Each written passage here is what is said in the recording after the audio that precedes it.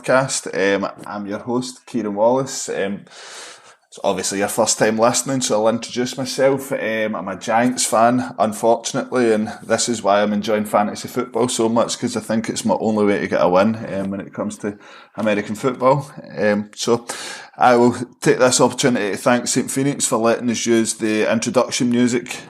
King, you'll find them on Spotify, right next to where our podcast will be. So we'll be all over all of the usual places you get your podcast. It's the boring time of the season, so thought I'd get a few of the guys together. We'd chat a lot of rubbish. If you're looking for fantasy football experts, it certainly isn't us, but we do love it the same way you are, and that's why you're here. So firstly, I'll introduce you.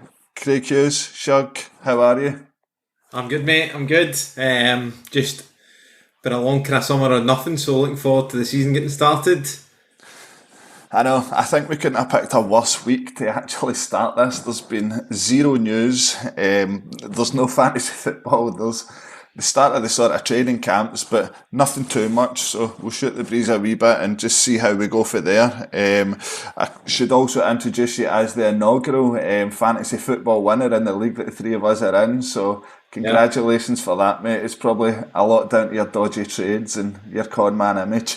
Hey, I'm a bit of a wheeler and dealer in that market. I made it happen. I was definitely a boom or bust player in my first 2 years and went home with the gold.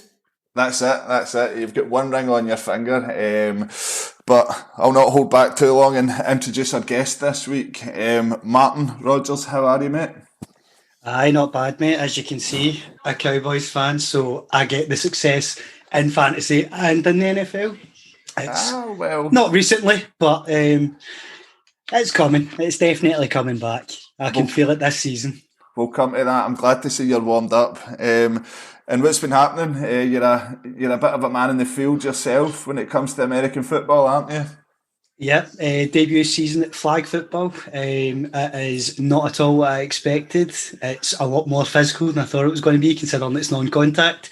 Kieran and Shug both know that I am basically being held together by tape at this point. A lot of injury history, so this isn't helping. Nah, I don't believe you in the physical side of things. Am I right, Shug?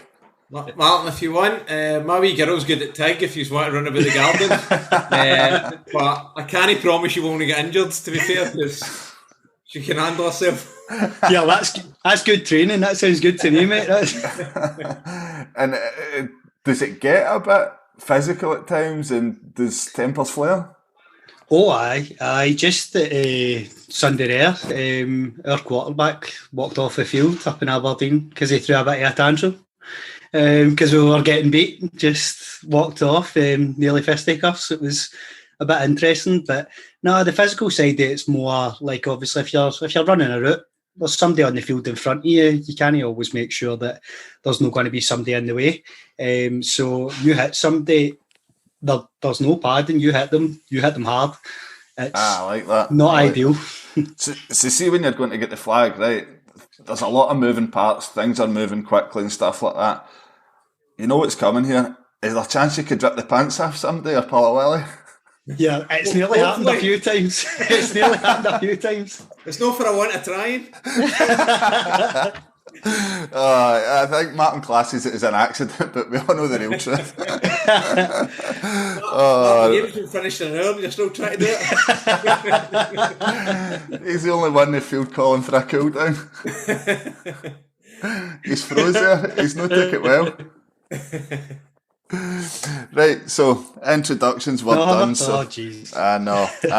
So, boys, as we were talking there, it's been a bit of a dry patch. 65 days until the season kicks off, and we're talking 9 weeks on Thursday. We're down to single figures with the weeks now. Thank God, right? And I'm going to put you right in the spot here. Give me an early prediction, Super Bowl winners. Can't say your own team. That means that, unfortunately, I can't say the Giants. That's a shame for you. I'm going with Buffalo Bills. Ooh. I'm going to go an outlier with the Chargers. Nice, mate. My pick's actually the Bills as well. I'm going with Shug. They've always been there or thereabouts. I think everyone would agree that it kind of fell in the toss of a coin. Whoever won that between them and the Chiefs was going on to the Super Bowl and then possibly to win it. They've they've signed well. They've also signed, am I right in saying they drafted a kicker who is complete collegiate stud? I should have put that in my notes, but anyway, like I said, it was quick fire. He's answered well. I'm going to go with the Bills, Matt. Why the Chargers? Why are you saying the Chargers? I really like Justin Herbert. I'm not going to lie, like he's a young quarterback, but Joe Burrow done it last year, got all the way to Super Bowl. He was unlucky. They've got weapons. I mean, Keenan Allen, I think, is really, really underrated. He's always kind of there or thereabouts. Obviously, when you're talking fantasy-wise, if you're drafting like a stud wide receiver, he's never in the top 5-7 names, but he's usually being drafted second round, high third, and he always provides a good return, no matter who his quarterback's been. He done it under Philip Rivers as well. So I just think this could be their year. They've always had the talent there. Their defence has been highly touted over the last couple of years. It's never quite lived up. So maybe this is the year the defence keeps them like on the field for a bit longer. Attacking wise, you know. Absolutely. And you talk Keenan Allen there. I remember back to the start of last season when I think he was overshadowed slightly by another one, Mike Williams.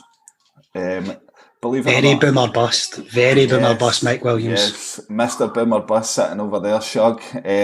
Actually dropped him. I picked him up off waivers and traded him, and it was one of the ones I was like, what did I do that for? But it is what it is, and that's all part of the fun, isn't it? So, Martin, we'll stick with you, right? Cowboys fan. What's the expectations for the season? So I think straight off the bat, I think we win the division. I don't think there's been enough upturn in the Giants or the Commanders. The Commanders have obviously signed. Feels weird saying the Commanders. Wait there a minute. Who's watching The Office? Hold on. Turn that down. Well, turn it up. Turn it up. Yeah, so Boomer Bust against we're talking the Commanders. It does feel so weird. I mean, they've brought in Carson Wentz, who is, as you both know, not my favourite quarterback. I just don't see it with Wentz. He's better than Heineke, who they had in last season. They've got McLaurin there on a new long-term deal. They've paid him.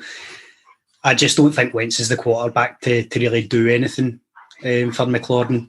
Might see a slight upturn after replacing Heineke, but I just don't see enough. The Giants are, well, they're the Giants. I don't really need to spend much time on them. You know the score, Kieran. Come on, Brian Dable's in the building. We'll be fine. But yeah, I mean, keeping with the Cowboys. Keeping with the Cowboys, right? You're always there or thereabouts. Okay. The Eagles. They're my biggest worry in the division. I mean, Hurts is a really good quarterback. You know, he's really, really good. I think they kind of build around him. But like you said, back onto the Cowboys, we've been quite dominant in the division for a good wee while. I can't really see that changing this year. We have lost a bit of depth offensively, offensive line. We made a couple of trades. Conor McGovern went to, obviously, Miami, as did Cedric Wilson, wide receiver. But the biggest loss, a lot of people think, is Amari Cooper. I don't see it that much as a loss. He's rarely healthy for an entire season. He's always got some kind of niggling injury, has done since we brought him in. I think now I would say he's the Browns' problem, is the way I'm looking at that one, rather than us losing. I've got to butt in there. Talking about the Browns and problems, I don't think we'll dive too much into this here. But in terms of the loss of Amari Cooper, do you think that affects Dak? I mean, last season when you sat and you listened to the podcast and the fantasy experts coming up to the season, every single podcast was crying out that CeeDee Lamb is the guy you take. He's the sleeper. It didn't really happen for him. I think that was maybe a knee-jerk reaction off the back of the Cowboys being on Hard Knocks of last season, and he profiled quite a lot on that. But I just don't know with Dak. He's outstanding. He's been brilliant in fantasy. I think it's going to be a big year that we'll come to for quarterbacks more than any when it comes to fantasy. But where does he rank for you in the league? I know we've had this discussion before, and it's mainly the reason I got you on here. Where does Dak rank in the league? So, I fell under a lot of criticism for this in every league that I'm in. I think Dak is a top 5 quarterback in the NFL. Yeah, there's some bias in there, some homerism. I watch a lot more of Dak than I do any other quarterback. I see probably a lot more than other guys see of him. Training camp, OTAs, that sort of stuff. Last season, he had a really good year. He finished 7th in the NFL in terms of fantasy. In terms of above him, I've got it here. You're looking at your obvious ones: Josh Allen, Justin Herbert, Tom Brady, Patrick Mahomes, Matthew Stafford, and Aaron Rodgers. I mean, to be the next guy on that list, and that's including Joe Burrow, who went to the Super Bowl. Kyler Murray is much lower down. Carson Wentz, who I mentioned, obviously going to the Commanders, way down that list. There's not really anybody else who could potentially overtake him. I think, losing Cooper wasn't great for him, but you look at CeeDee Lamb, this is his chance to be a wide receiver 1 with a really good quarterback. He's a great route runner. He's probably by far and away the Cowboys' best weapon offensively. If Dak can hit him plenty, that's great, but you need more than that. McCarthy's already come out and said that Dak's going to get more design runs this season. I mean, we've seen Dak, he can run. Again, last season, was it maybe a bit trying to protect him after the injury? Was he maybe not 100%? Did they run the risk of re-aggravating it? We don't know. Nobody's really come out and said, but they have said now that he is going to get more this season. You've also got weapons in the backfield. You've got Zeke there, but Tony Pollard is incredible as a running back. He's a great receiving running back as well. I wouldn't be surprised to see him playing in the slot a bit more. And that works a world for Dak. If I was going to make a prediction here, right, and this is one of these wild ones where I think a lot of folk will agree with me and there will be some disagree with me, or maybe the other way about. I genuinely think Pollard could have a better season than Ezekiel Elliott. I'm right there with you on that. Yeah. Yep. I'm pretty sure Shug tried to wrestle him off you about 50 times in trades last season. Don't take that for anything, because I just like to be on deal. Just like to be involved, mate. That's all it is. Exactly. Let's keep it going. What are you thinking, Shug? Can you see the Cowboys in the playoffs and going on a wee run? I mean, to be honest. I mean, Martin's more the expert there. He watches them more and I take his judgment more. But I think Dak's one that I've picked, and it's not just that I just pick anybody that I'm looking at. Dak's usually the quarterback I go with at the start of the season. He's had, I think he was injured. Was it season before last? He had the bad injury. And I think that's what hampered it. So it all depends on his fitness, but they have got the kind of explosive. He's one of the best in the league, as you said. I'd probably rank him probably similar, probably 7th to 10th in that. 10th probably a bit harsh, probably closer to kind of 7th in there. So he's one of the top ones. So I can't see it, to be honest. Yeah. I've actually got here, right, I don't know, Martin, if probably you more than anyone that keeps your eye on the Cowboys. PFF actually came out during the week and with their analysis and statistics of the full roster at the Cowboys, ranked them at 16th overall. Is that unfair? And I mean, in Washington Commanders sitting in 17th, one place behind them. I mean, it's hard to say it's unfair because every single season the Cowboys have the hype and they have really good games. I mean, last season, at the start of the season, they were the best offense in the league. Just every single week outscoring opponents because the defense wasn't getting it done. You seen later on in the season, it was more the defense that was getting it done. Micah Parsons, DeMarcus Lawrence coming back, Javon Diggs had a great season. I think it's a bit harsh. Personally, I don't think they're as low down as 16th, but the proof's there for them to say it. You know, they're getting to the postseason pretty much every other season just now, and they're never really doing anything. They've got the players there, they've got the talent to make a run in the playoffs, but it's just not happened for the last 20 years. They've barely been there or thereabouts. So the whole hype last season was about, this is the Cowboys year, they're back in it, they could go all the way, and we've seen how that worked out. So personally, yeah, I think it's a bit harsh. 16's a bit low for me. I've not really looked at the overall rankings to see where they've got anybody else and to see who I think we could possibly be higher than, but I'm sure there's probably a couple that are maybe outliers that are above them in the top 15.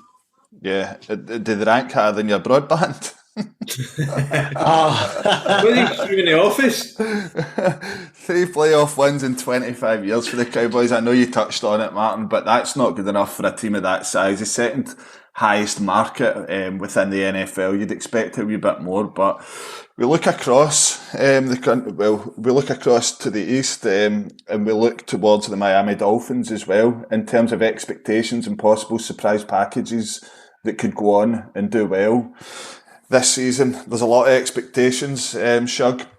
Yep. The signing of TYREEK Hill, I mean, it's almost like in fantasy terms, it's almost a dream come true for you. Dolphins fan, okay? Yep.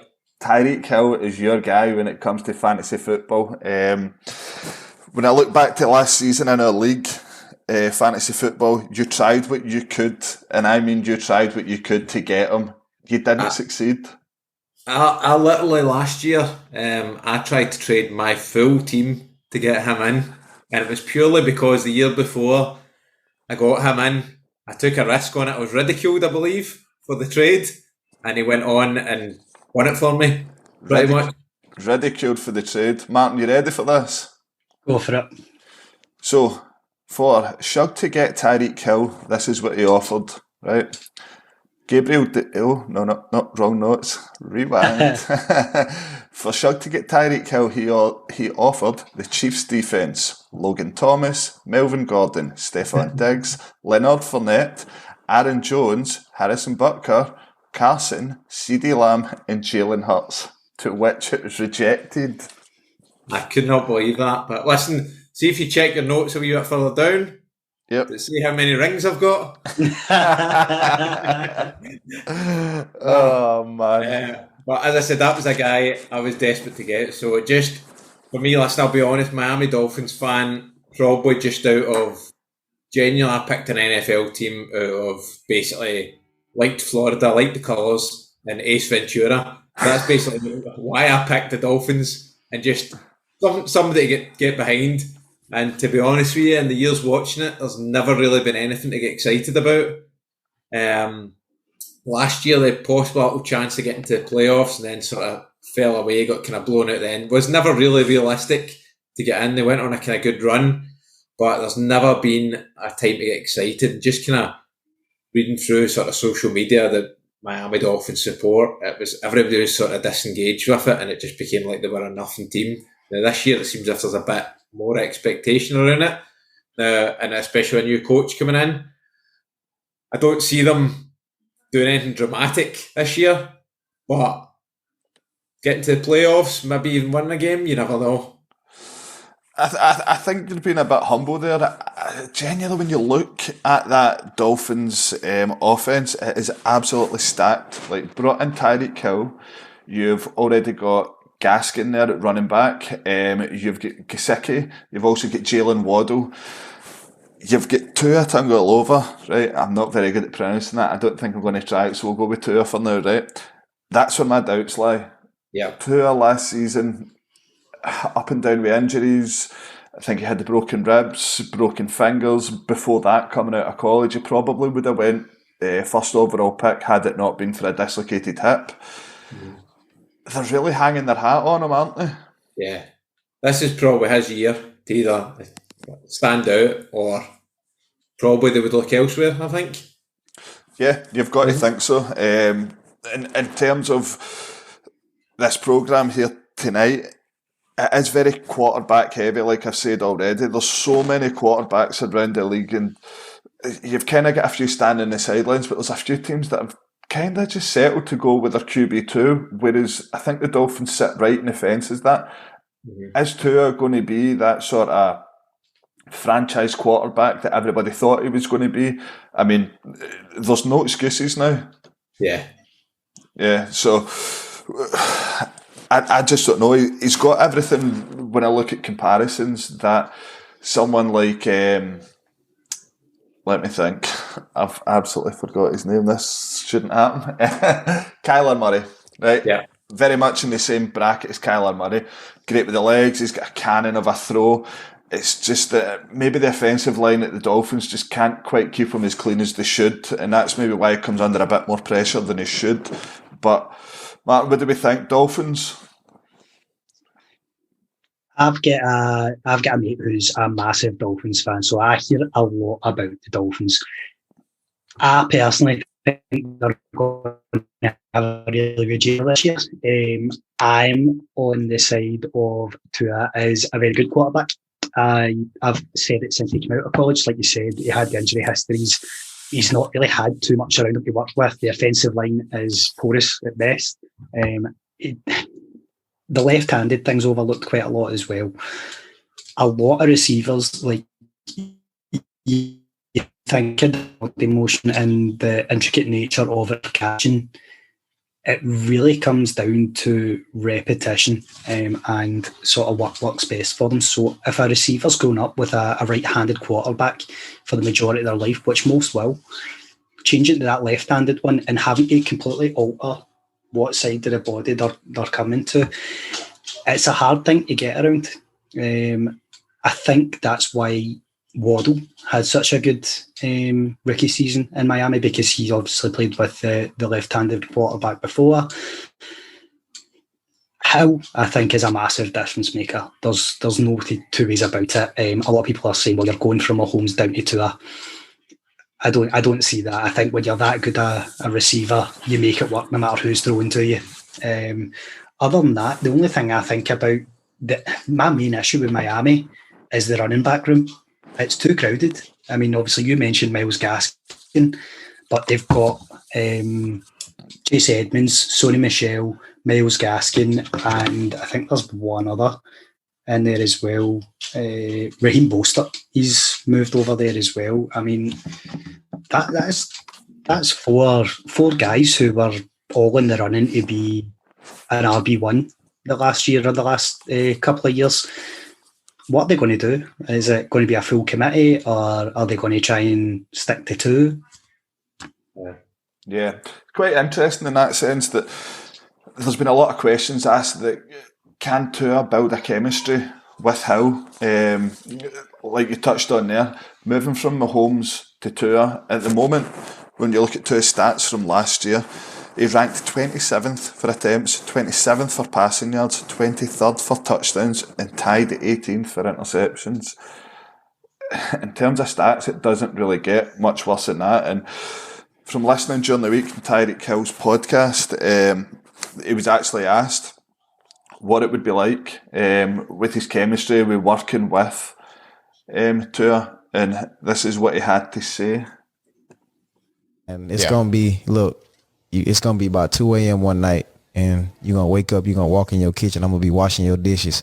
That's how good our chemistry going to be, dog. Yeah. Like, they're going to be like, Reek, what you doing in here? I'm going to be like, man, look, I'm trying to get that chemistry and that bond together, dog, so you know where I'm at all the time on the field.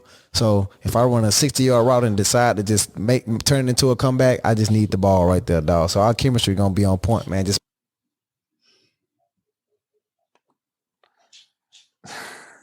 So, leads me to the next question. Shug, what would you do if you woke up during the night, went down the stairs, and there's TYREEK Hill washing your dishes? Oh, I think it should be the other way about for what he done for me in the fantasy football. I'll be over at his. More than that for the big game.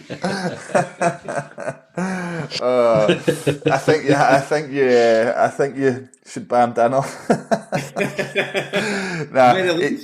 He's hell of a confident, and it seems like They do seem to look like they're going to have to work together and work hard. And when you've got someone like Jalen Waddle there, you never know. Jalen Waddle could break through as the wide receiver one. Stranger things have happened when you look at how things went with, for example, Julio Jones, who was just an absolute non-factor last season. It was a superstar previous to that. So you just never know how that's going to work out. But they've certainly put their money where their mouth is in terms of how they've bought a superstar. But the flip side of the coin, when we look at guys who could probably surprise us in fantasy this year, last year, Cordarrelle Patterson, off the top of my head. The year before, Stefan Diggs, when he got his move to the Bills for the Vikings, just seemed to come to life. Points-wise, superstars, absolute studs. Martin, I'll come to you first. What are we thinking? Surprises? Sleepers? I'm going to go. It's not so much a sleeper. He's like, when you're coming to fantasy, he'll go high. He will go high, but based off of the team he's on and his injury history, I still think this is going to be a major breakout season for him. It's DeAndre Swift, running back for the Lions. I know what you're thinking. The Lions, come on, behave. But he's the guy there. He's the only guy. You know, he's really got to take that offense by the scruff of the neck and really put it on his back and do it all himself. And I don't think that's out with the terms of reality. Like, I think that could happen. He could be easily a top 10 running back in terms of fantasy, possibly higher. Yeah, I totally agree. That does kind of remind me of Cordarrelle Patterson last year, where it was all they've got. I think he played at every single position, whether it was running back, whether it was wide receiver, whether it was, I'm sure he was punt return, maybe on defence at one point as well, special teams. Crazy. Shug, throw a name at me. I'm going to go with a guy who's kind of been a sleeping giant for a while. He's been in and about the sort of trades. I'm going to go with the man, the legend, Rex Burkhead. Of course. Big things. Big things. So, Toasty, if you're listening, if Rex Burkhead is involved in a trade, you take him, my man. That is exclusive. You've ranked this guy highly. The amount of times I've seen that name in my inbox last season for a trade. You'll be seeing him again, my friend. I'd rather forget. Don't listen to projected points or anything. That's just a guess. They just put numbers at this guy. Rex Burkhead. He's your man, right? I think I can up you on that, right? I've got two names here. I've got Gabriel Davis for the Buffalo Bills. Now, another team that are completely stacked with talent in their backfield. Gabriel Davis towards the end of last season, and especially the playoff game against the Chiefs, was electric. He's got all the attributes to do well. He's got the quarterback and Josh Allen behind him. He is going to score points after points after points, and you have got to draft him. There's no other way about it. Gabriel Davis is your man. When you're looking for your wide receiver, if he comes to you, drops to you in the 4th or 5th round, you have got to get Gabriel Davis in your team. There's always that one guy that shines through. Diggs last season wasn't as prolific as what we were expecting from the previous season.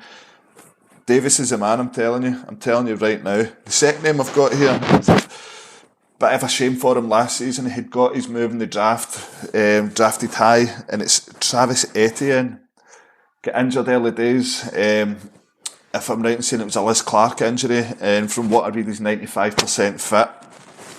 College superstar again. He's expected to be the RB1 at the Jags. From what I read about him, personally, I've only read a lot about him. I've not seen too much of him, but it does come under that sort of wide receiver, wide back, almost that Deebo Samuel bracket where he can play running back, he can play wide receiver, almost a hybrid. And these are the kind of guys that we love in fantasy football. Just absolutely stacking up the points. And it's ones you maybe don't expect. So there's my two. There's my tuppence worth for what it is. I think you boys have gave too much away here. I'm going to double back to your first one, Davis. Just where you're saying your sort of 4th or 5th round. Just checked his ADP there. Like, his average draft position is the 13th round just now.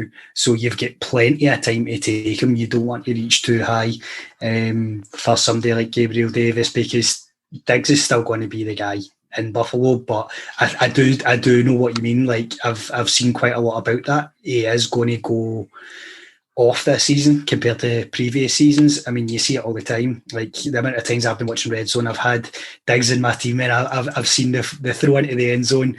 I've seen the one on the front of the shirt, and I'm like, oh, it's Diggs. It's got to be Diggs. It's a 13. It's Gabriel Davis. Yeah, it's done. It's done. It's over with. Etienne, I mean, he's a jag. The Jags running game's not really up to much. I know James Robinson's obviously injured, and they don't know when he's going to be fit. It's going to be into the season, so this is his time. You know, he's lost all last season, so just go out and hit the ground running. Martin, you touched on the red zone there. Shug, Sundays just aren't the same without it, are they? No, I mean, I think it's just on at the perfect time for the British market. On a Sunday night, it's when you've not got much else going on, you're happy to just chill out, you're getting ready for your work the next day, you just chill, talk to your mates, sit and watch it. And Red Zones, I wasn't into it before we done fantasy. I used to just pick a game and kind of loosely watch it, and I didn't really get into the games until the playoffs started. But fantasy and the Red Zone just adds a full dynamic. You're watching everything, you're excited, you can't get to sleep because you're like that buzzing, you're getting involved in the group chat and stuff. It's brilliant. Can't wait for it to come back. I can't even believe you've not mentioned the main man, Steve Hansen. Oh, legend. Shagger. Steve? You mean Scott? Scott, oh God, I think we'll stop the recording again, Scott. Can we start again? Nah, we'll be all right. The thing is, right, you could probably call him Troy McClure. He's a wee bit like that. His brother will be buzzing. You're giving him a mention. Shug, am I right in saying that he was on The Simpsons recently? It was. I've not actually, believe it or not, I've not seen the episode, but you put it on his Instagram, look class. No way. I'm more an old school Simpsons man. Yeah, it sounds like you're the type that would buy some sort of bootleg copied Simpsons DVD just to see the episode that Scott Hansen was on. They peaked after the monorail. Oh man, if there was a Simpsons draft, right, who'd go first overall pick? Nelson Muntz.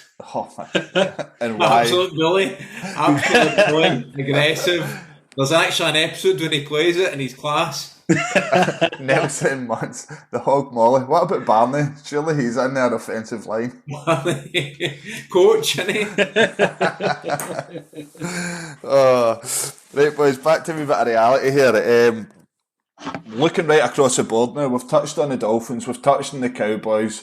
Right across the board, it's been a funny season. When I try and relate it to fantasy here, quarterbacks aren't very relevant in a one quarterback league. When you look at some of the fantasy setups and you've got 2 quarterbacks leagues, it may be a season like no other where quarterbacks are so much more relevant than any other season.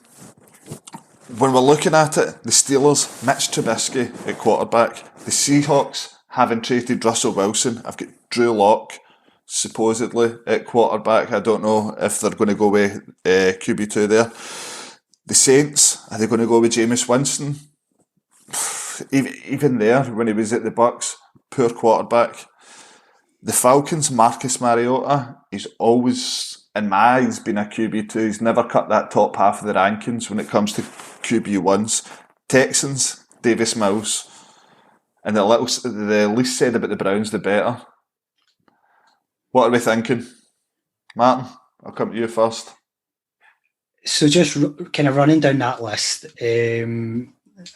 Mitch, I think, is a QB2. I don't think he's a starter. He'll be serviceable. I mean, when you think about who else the Steelers kind of have to fall back on, Mason Rudolph and Duck Hodges, nah, I mean, he's a major step up for that. I think he's a far cry from Big Ben in his heyday. Super Bowl winning Big Ben, obviously, but the Steelers are nowhere near that. So I think he'll do enough of a job until they can get a new franchise quarterback in. I don't think it'll be Drew Lock in Seattle. I think they'll go with either Geno Smith or trade for Baker Mayfield. Again, there's not very much expectation in Seattle now that they've traded Russ. They were all a bit of a decline anyway. Chris Carson might never play football again. You're not expecting too much there. So they've traded for Luck, but you see what he was like in Denver. He was hopeless, worse than hopeless.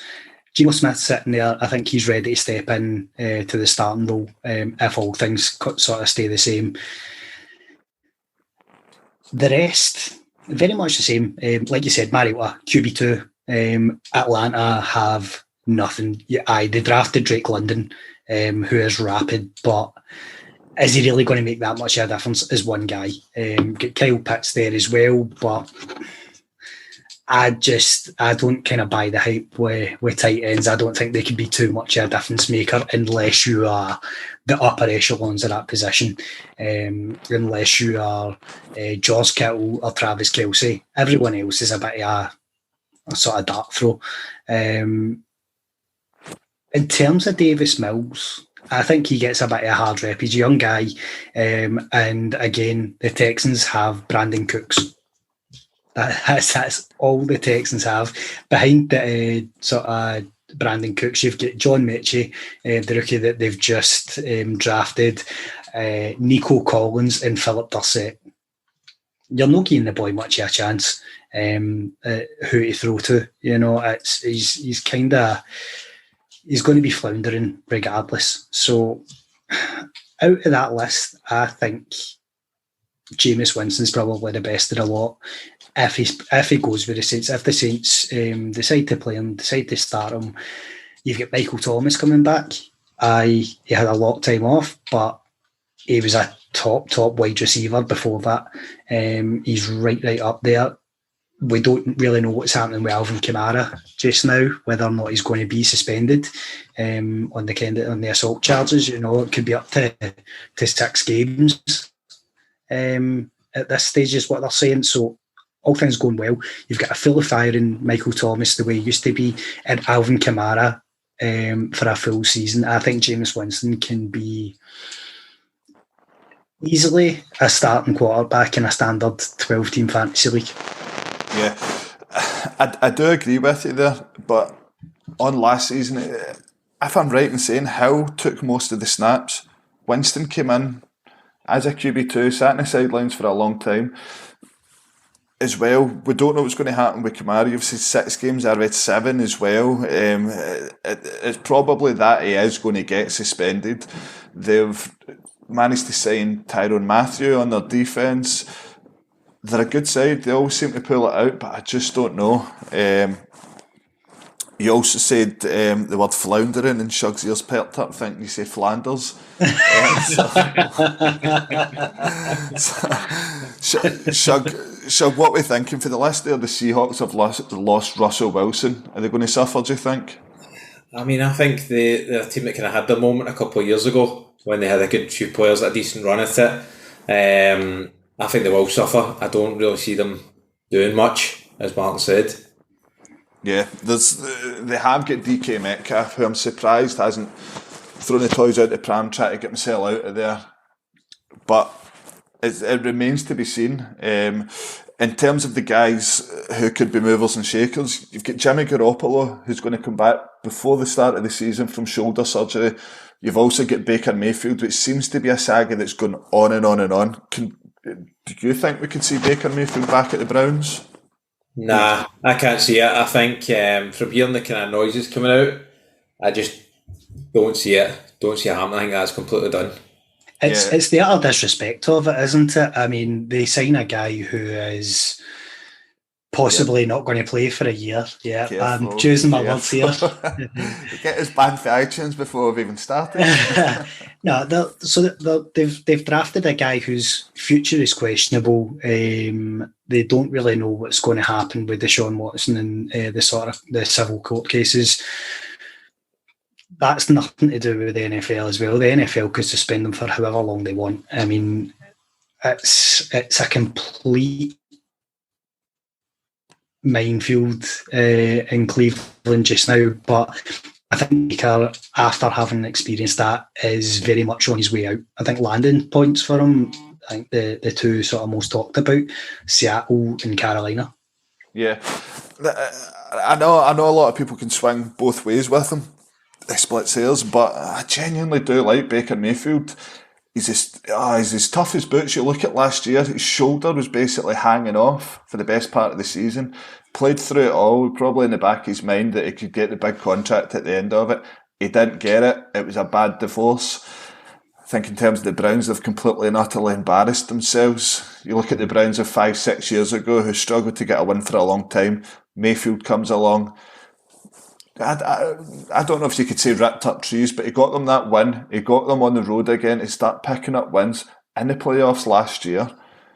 I mean, it is one of the ones where I think it's completely and utterly unfair on them. And wherever he lands, they're going to get maybe a middle of the road quarterback who can go and win them games. He can be as hot and as cold as he could get. But I do really like Baker Mayfield. I do. Anybody else on that? I don't like him. Okay. You know that. I mean, I don't think he's been coached particularly well in Cleveland. It's a bad situation there. Like you said, they were coming off however many years of just being not good, not a good football team. They got some weapons in. They drafted Baker. I mean, when you've got Nick Chubb and Kareem Hunt in the backfield, you can sell an RPO any way you want. Obviously, he was thrown to sort of the likes of OBJ originally, and then that broke down.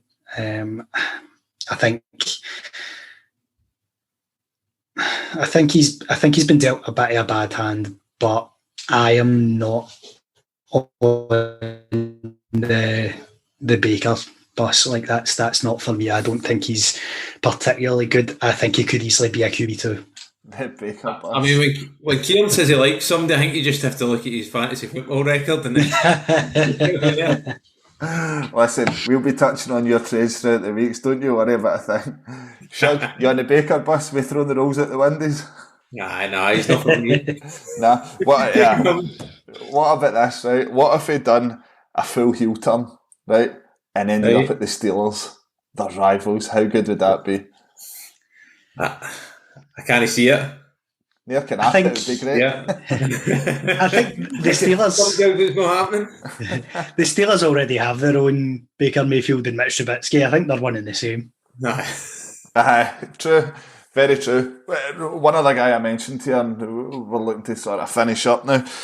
Jimmy Garoppolo has been paid an absolute fortune for the 49ers. Can we see him landing anywhere? Because he's sitting sort of in behind Trey Lance. I think it's very definitive that Trey Lance is going to be the QB1 there, all the noise that comes out. We're talking Jimmy Garoppolo, a guy that sat behind Tom Brady for years in a Bill Belichick team, then goes to the 49ers, plays in the Super Bowl. The team's getting a very good player there, albeit limited. I think he's still got a lot to give. Do they want to pay for him is the only question, because like you said, he's got all that experience there. He's made his money in San Fran. He's went to a Super Bowl. They're not going to get him cheap. So it's just whether or not teams want to throw the dice on a guy who's not the oldest, but he's getting on a wee bit. And the injuries could be a major issue. So a lot of these teams who have serviceable quarterbacks and aren't expecting too much, do they really want to go and pay a lot for a quarterback who could be back on the bench on the injured reserve and not make any difference? Yeah, it's almost like we've seen this movie before coming at the start of the season. Sadly, there's always somebody gets injured and then somebody gets paid. It's going to be one of the two guys. And I think we've pretty much covered all tonight, guys, which leaves me just to thank Martin as our guest tonight. Fantastic. He's been fantastic, hasn't he, Shug? I've gave away a few wee fantasy secrets this year for my sleepers and who the type of thing I'd be looking at. Martin, if there was anyone I'd tell you to sort of reach for in the first round, it'd be a new broadband provider. Aye, sky's out the window. Oh man.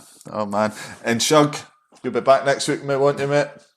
I'll be back with you. I'll be here with you every week. I'll be giving some tips on fantasy football. After Rex Burkhead, I'm not sure if anyone's going to listen to you, mate. No, I'll give some serious tips. Yeah. No, but thanks everyone for listening. Follow us on the socials. We are Boomer Bust NFL on most things. Hopefully this will pick up. If it goes out to 10 people listening or it goes out to 10,000, we'll see where it goes. But we're all here for the same thing, just a bunch of mates talking about fantasy football and enjoying it, and we'll leave the experts to be experts and we'll give you tips like Rex Burkhead, mate. So till next week, thank you very much, guys. Take it easy.